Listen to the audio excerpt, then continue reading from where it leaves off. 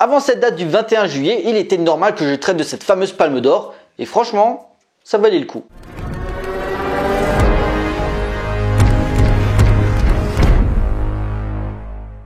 Bonjour à tous, il va être question de Titane, réalisé par Julia Ducournau.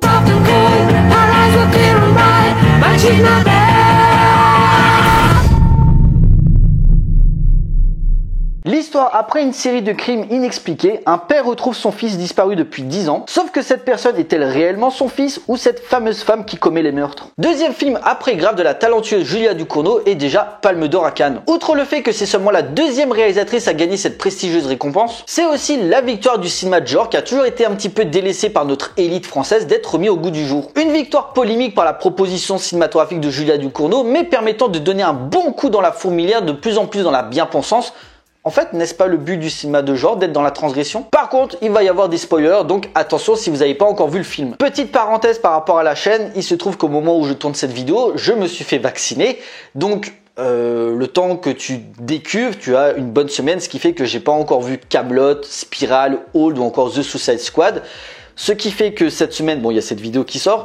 Dimanche, il y aura le Mister Cult comme d'habitude. Mais par contre, la semaine prochaine, je ne sais pas encore ce que je fais. Je partirai plutôt par le fait que mercredi, il n'y aura pas de vidéo et que ça reprendra sûrement dimanche. Voilà, j'ai pas envie de... Comment dire, j'ai une grosse semaine de travail la semaine prochaine et j'aurai pas spécialement le temps de faire du contenu, en tout cas du contenu qui me plaît. Donc je préfère partir sur le fait que mercredi, il n'y aura pas de vidéo. Voilà, une petite pause de quelques jours, ne soyez pas étonnés.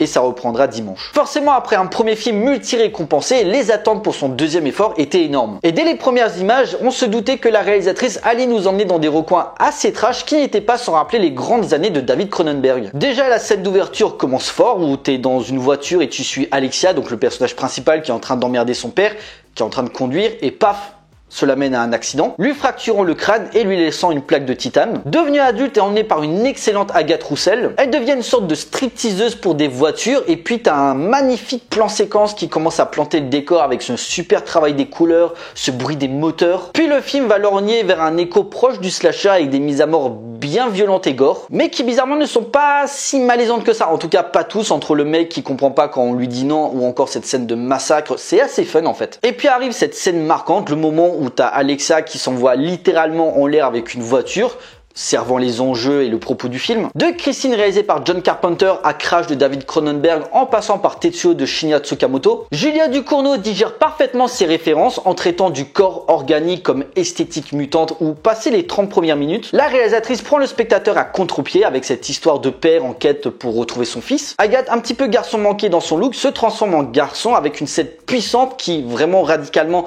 va changer la tonalité du film. Le récit de cette trame laisse place à un délire de body horror car pleinement sa place dans cette quête identitaire, où sa vraie famille l'a toujours un petit peu rejeté et où cette nouvelle famille va s'avérer pour lui, elle, beaucoup plus enrichissante. Jouant encore plus loin sur l'étrangeté, je citais Cronenberg, mais il y a aussi un petit peu de David Lynch. Julia Ducournau n'a jamais caché son influence dans sa mise en scène. Avec cette grossesse biomécanique se prêtant à des thématiques narratives rarement vues à l'écran. On pourrait penser à une sorte de plusieurs films en un, mais en fait le parcours identitaire reste cohérent dans la transformation physique. Transformée dès sa jeunesse en une hybridation humain-métal, elle tue ses victimes avec des objets métalliques. Elle donne son corps à un véhicule pour créer une sorte de famille, des êtres qui lui comblent, là où sa vraie famille, elle n'y arrivait pas. En gros, se crée une place dans ce monde qui ne semble pas connecté à elle. Jusqu'à cette connexion avec ce père, Vincent Lindon littéralement habité par son rôle, prêt à accepter n'importe quelle once d'espoir. Alexia va devenir Adrien et de là va se dénouer une relation amour-haine par une gestuelle très touchante. Là où d'autres auraient joué sur le suspense et cette imposture par rapport à la grossesse, Julia Ducournau balaye tout ça et traite de l'appel de la chair qui, comme Grave, reste l'aspect fondamental de son cinéma. Un vrai film de Fouek, ne cherchant jamais à défendre les agissements de Alexia Adrien par une échappatoire psychotique mon réalisateur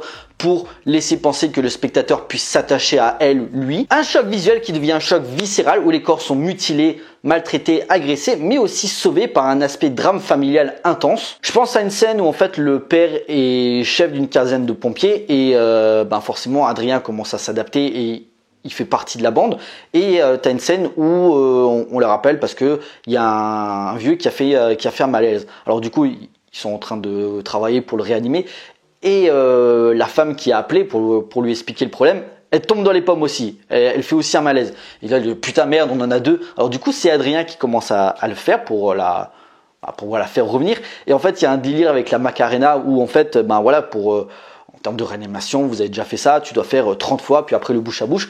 Et comme Adrien il est un petit peu en stress, il lui fait chanter la Macarena qui est dans le même ton que les 30 coups que tu dois donner à la poitrine avant de faire le bouche à bouche. Et c'est vachement bien rythmé au niveau du montage. Une volonté de la cinéaste de ne pas tomber instantanément dans le grotesque, mais de les sublimer, d'en tirer le meilleur dans cette thématique pour livrer des images saisissantes de véracité. Grave explorer la féminité dictée par une société patriarcale, donc une école de médecine où le traitement du corps prenait tout son sens à travers le personnage de Justine interprété par Garance Marillier, qui est aussi présente ici. D'ailleurs, vu comme je pensais que c'était un petit peu son actrice fétiche à la réalisatrice, je pensais qu'elle aurait un rôle un peu plus important. C'est pas le cas, bon, c'est pas très grave. Titane fait exploser la virilité masculine en démontrant des images intimes de l'homme. La scène où le père se fout des piqûres dans le cul, c'est pas vraiment ce que c'est, mais à un moment il a une discussion avec Adrien, il lui dit ouais c'est parce que je suis vieux, et il va dans une salle pour s'entraîner, tu sais, il prend la barre, tu sais, il se fait des tractions et il n'y arrive pas. Alors tu penses que c'est peut-être un petit peu pour se muscler un petit peu.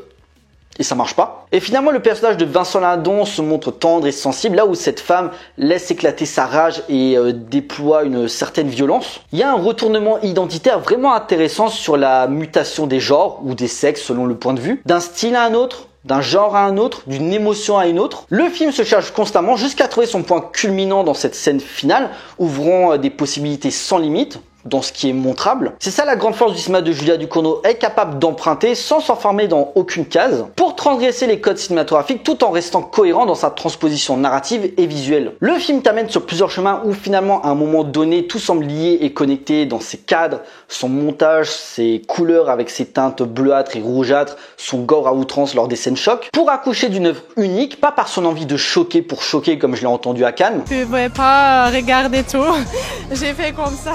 Une telle violence, ça fait un drôle d'effet. Horrible. Ce film devrait être interdit. Mais par l'étude sensorielle et accessoirement sur les questionnements philosophiques sur soi-même, l'affiliation familiale, l'héritage qui pèse et surtout sa réussite à laisser transparaître les émotions de ses personnages. Une œuvre troublante et transgressive qui soulève le débat mais qui impose de nouveaux standards de réalisation, démontrant que Julia Ducournau a peut-être réussi là où d'autres avant elle ont échoué, démontrer que le cinéma fantastique a sa place dans le paysage cinématographique français. En conclusion, dérangeant, provocateur mais surtout profondément humain, Titane est l'expérience cinématographique du moment par sa mise en scène hallucinée, ses acteurs au top permettant dans l'Hexagone d'avoir de nouvelles possibilités dans le futur du cinéma de genre. Comme Irréversible avant lui, Titane se fait radical dans sa narration et son utilisation de la violence, mais surtout il n'est pas venu pour faire hurler les hystéries de la haute sphère cinématographique, mais pour marquer les esprits par son écriture jusqu'au boutiste, totalement assumée. Une œuvre d'une richesse détonnante, puissant, violent, où la normalité s'esquisse à mesure que le dégoût laisse place à la fascination. Un nouvel univers s'ouvre et il est temps de le découvrir via Julia Ducournau qui confirme après seulement 2 films son statut d'auteur à la française,